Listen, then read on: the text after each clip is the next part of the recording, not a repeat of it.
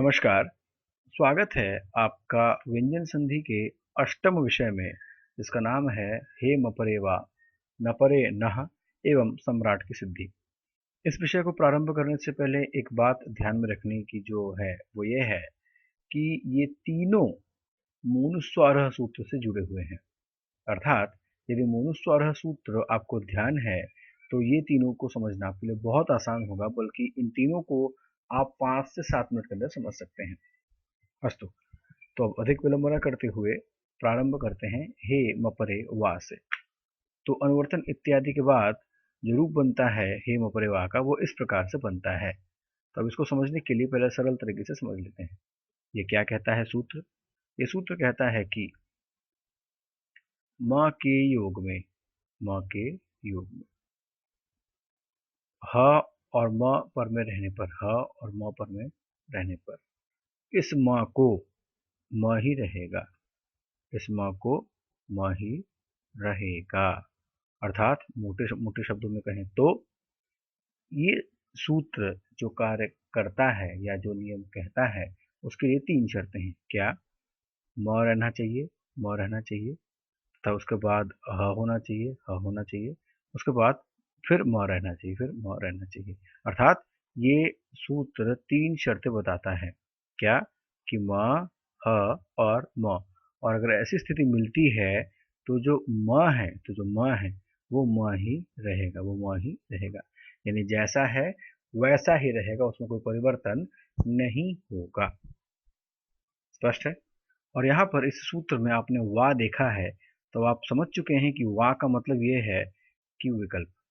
तो चूंकि ये विकल्प सूत्र है, अर्थात यह अपना नियम विकल्प से करता है, इसलिए इसके 2 रूप सिद्ध हो जाएंगे। उदाहरण के द्वारा ये और अधिक स्पष्ट हो जाएगा। उदाहरण क्या है? उदाहरण है किम हमलयति। तो किम में म है, यहाँ देखिए म है, म है, तथा उसके बाद ह और म होना चाहिए, ह और म, ह और म होना चाहिए। तो जो म है तो उसमें ह और म दोनों है। अर्थात इस सूत्र के लिए जो 3 शर्तें हैं, वो तीनों शर्तें यहाँ पे पूरी हुई हैं। तो इसीलिए किम हमलयति, तो किम म, ह और म, ये तीनों शर्तें पूरी होने के कारण क्या होगा? म को म ही रहेगा, अर्थात यहाँ पे कोई परिवर्तन नहीं होगा, जैसा है वैसा ही हम उसको जोड़ देंगे। तो क्या बनेगा? अतः किम हमलयति बनेगा। अब चूंकि विकल्प है, इसलिए जहां ये सूत्र नहीं लगेगा वहां क्या होगा?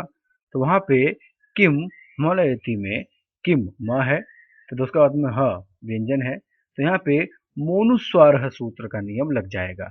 और मोनुस्वार से क्या होता है? म को अनुस्वार हो जाता है। आप इससे पहले पढ़ चुके हैं, तो म को अनुस्वार हो जाएगा। तो क्या बनेगा? किंग हमलयति भी सिद्ध होगा।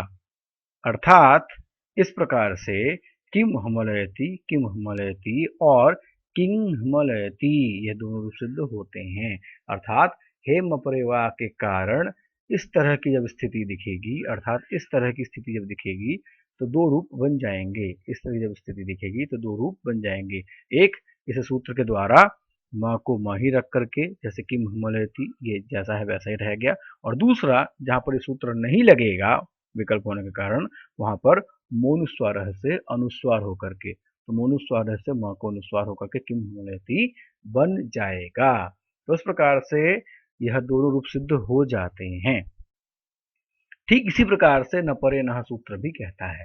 तो वो क्या कहता है, एक बार देख लेते हैं। तो नपरे नः का अर्थ स्पष्ट करने के लिए हमें अनुवर्तन करना होता है। अनुवर्तन के विषय में आप जानते हैं। तो अब इसके बाद अर्थ क्या निकल जाता है? म के योग में, अर्थात म के बाद, म के बाद ह रहने पर, ह रहने पर और न रहने पर, अर्थात ह और न ये दोनों रहना चाहिए। तो क्या होगा? म को न हो जाएगा, म को न हो जाएगा। अर्थात अब सरल शब्दों में कहें तो ये सूत्र 3 शर्तें कहता है। क्या?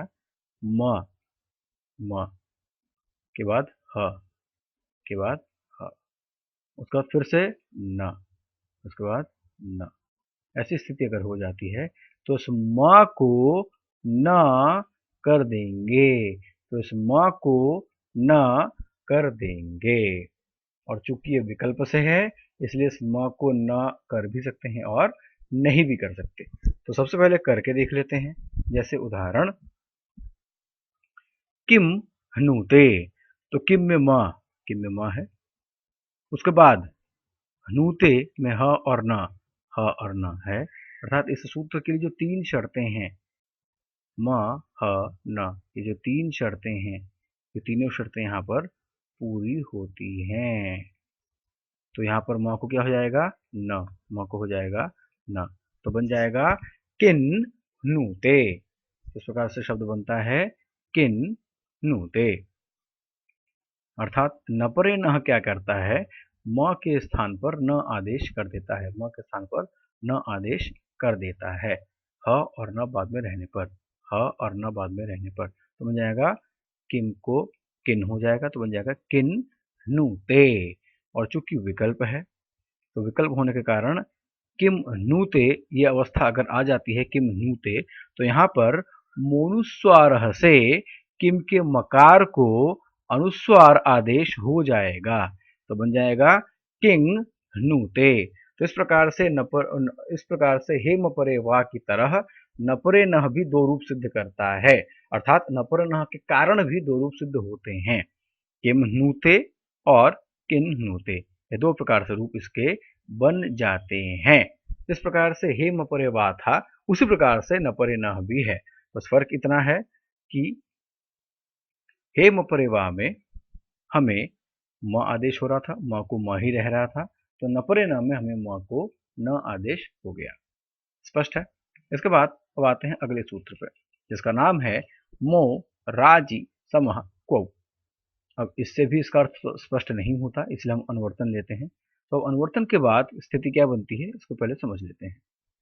क्या बनती है, ये सूत्र कहता है कि सम के बाद, सम के बाद या सम के योग में, अर्थात सम के बाद राजी क्वौ, राज धातु के साथ अगर कोई प्रत्यय रहेगा तो सम का जो म है, सम का जो म है उसे म ही रहेगा, अर्थात जैसा है वैसा ही रहेगा, यहाँ पे कोई परिवर्तन नहीं होगा। अब आगे बढ़ने से पहले एक चीज समझ लेते हैं, यह राज और ये क्विप क्या है। राजरी दीप्तौ धातु होती है जिसमें से राज बनता है, बचता है, तो बनता है राज, और फिर क्विप लगाकर बन जाता है राठ। तो राठ जो बनेगा वो बनता है राजधन क्विप से। तो इसको पहले समझ लेते हैं, उसके बाद आते हैं इसके विषय में। तो सम, यहाँ पर सम है, इसके बाद में राठ, जो राठ बना है वो राजधन क्विप से बना है। जैसे मान लीजिए खिचड़ी जो बनती है, खिचड़ी कैसे बनती है, चावल और दाल दोनों से, तो उसी प्रकार से राठ बना है राज और क्विप ये दोनों मिला करके। तो अभी इसी के विषय में जानकारी प्राप्त करेंगे, पहले इस सूत्र को समझ लेते हैं फिर से। ये सूत्र क्या कहता है, अब सरल शब्दों में, सम के बाद अर्थात सम उपसर्ग के बाद अगर राज धातु के साथ कोई प्रत्यय लगा हुआ शब्द हो, अगर राज धातु के साथ कोई प्रत्यय लगा हुआ शब्द हो, तो सम का जो म है, सम का जो म है वो म ही रहेगा, अर्थात जैसा है वैसा ही रहेगा। अर्थात ये सूत्र दो शर्तें बताता है कि सम इधर होना चाहिए, नंबर वन सम इधर होना चाहिए, उसके बाद में राज प्लस क्विप से बना हुआ शब्द होना चाहिए। तो राज प्लस क्विप से बना हुआ शब्द है राठ, तो दोनों शर्तें पूरी हो गई, तो दोनों शर्तें यहाँ पे पूरी हो गई। तो यहाँ मोनुस्वारः से सम के म को अनुस्वार की प्राप्ति थी, मोनुस्वारः से सम के म को अनुस्वार की प्राप्ति है क्योंकि म के बाद हल है। लेकिन मोराजी समको यानी प्रकृत सूत्र के द्वारा, प्रकृत यानी इस सूत्र के द्वारा यथावत स्थिति हो जाएगी, अर्थात जैसा है वैसा ही रह जाएगा। तो इस प्रकार से बन जाता है सम्राट।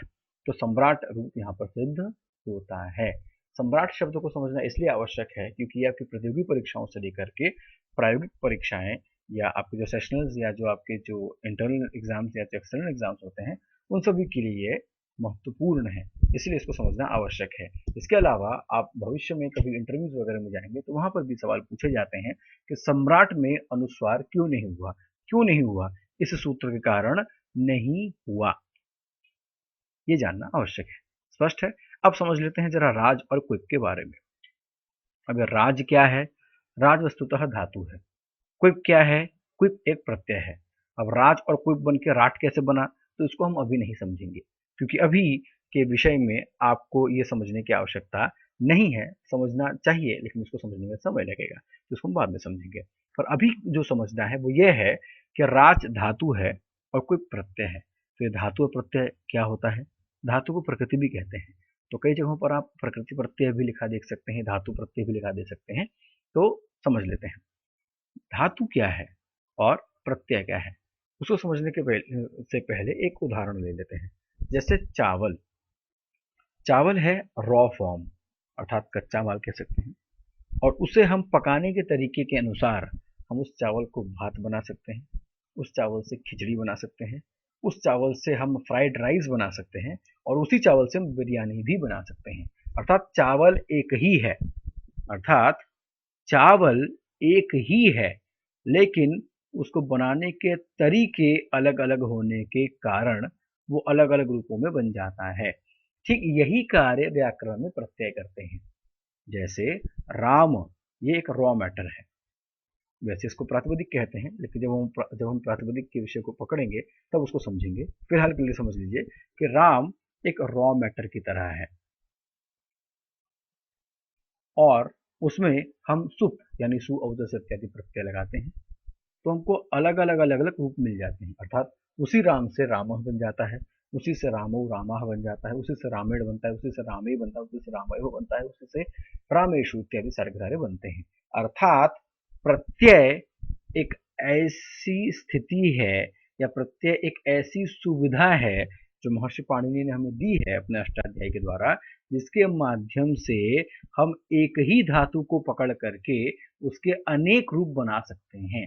ठीक उसी प्रकार से जिस प्रकार से एक ही चावल को पकड़ करके हम बनाने के तरीके के अनुसार उसको भात, चावल, फ्राइड राइस, बिरयानी, खिचड़ी इत्यादि इत्यादि बना सकते हैं। तो ये जो इत्यादि इत्यादि चीजें बनी, ये जो बनाने का जो कारण है वो है प्रत्यय, शब्दानुशासन या व्याकरण की दृष्टि में। इसलिए राजधन कुछ से बनता है राठ। तो इस प्रकार से यह सूत्र भी संपूर्ण होता है, तथा प्रकृति एवं प्रत्यय अर्थात धातु एवं प्रत्यय के विषय में कुछ कुछ आपको जानकारी मिल ही गई होगी। बाकी विस्तृत जानकारी आगे के वीडियोस में आपको मिलती रहेगी। इसी के साथ यह तीनों विषय आज संपूर्ण होते हैं, तथा हमेशा की तरह प्रश्नावली आपके सामने है, तथा ये एक मॉडल क्वेश्चन पेपर की तरह कह सकते हैं, या मॉडल क्वेश्चन की तरह कह सकते हैं। इसके अनुसार आप अपने आप से और अधिक अभ्यास करते हुए इसको समझेंगे। इसी के साथ खूब पढ़ें, खूब बढ़ें। धन्यवाद।